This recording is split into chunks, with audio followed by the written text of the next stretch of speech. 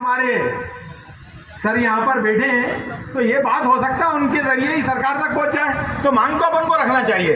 एक बात और आप सबसे कहना चाह रहा हूँ साथियों, वाकई बड़ी खुशी की बात है कि महिला ड्राइवर भी हमारे बीच में आ गई। अब माया जी, जिनका नाम है, हमारी बहन माया है, मैं चाहता हूँ कि वह खड़ी हो जाए और जोरदार तालियों से उनका स्वागत करें।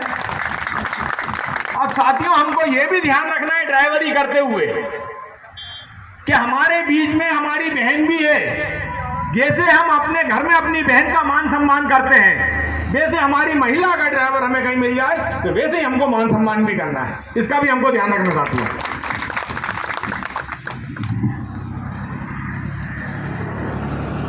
सम्मानीय मंच और मेरे सभी साथियों को बताना चाहता हूँ, हमारे साहू जी हैं, मेरे पुराने मित्र हैं, बहुत पहले से मुझे जानते हैं। एक बार इनने संगठन बनाने की कोशिश भी करी थी, बसों के जो कॉलेजों में बसें चलती हैं, तो उस टाइम मैंने थोड़ी सी मदद करी थी और मुझे लगता है वो मदद मेरी काम आई और साहू जी बहुत आगे निकले इसमें। उन्होंने एक मांग पत्र मेरे पास पहुँचाया था प्रांतीय ड्राइवर कल्याण महासंघ मध्य प्रदेश राजधानी भोपाल की तरफ से। 1 सितंबर को एक तो उनकी मांग थी कि 1 सितंबर को ड्राइवर दिवस घोषित किया जाए, ये सरकार से उनकी मांग है। दूसरी उनने जो मांग रखी है,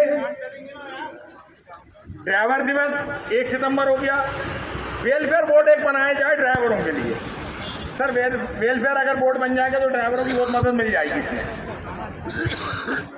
उनकी तीसरी मांग है एक ड्राइवर आयोग भी बने। चौथी मांग है वाहन चालक यदि 15 वर्ष के 55 वर्ष की आयु पूर्ण कर लेता है तो उसे पेंशन का लाभ मिलने चाहिए, चाहे वो कोई भी गाड़ी चलाता हो।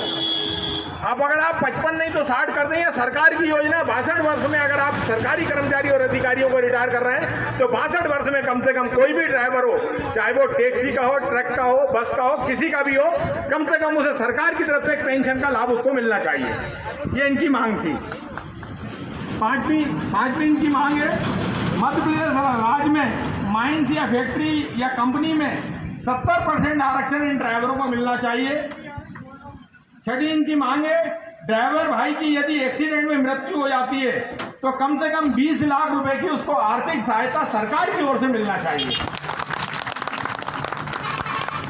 साथ में हमारे ड्राइवर भाइयों की मांग है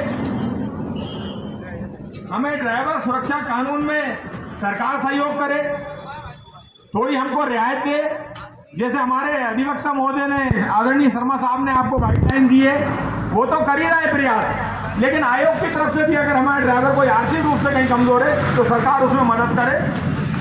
8वीं इनकी मांग है हमारे साथियों की, हमें और हमारे परिवार के लिए ड्राइवर हेल्थ कार्ड बनवाया जाए।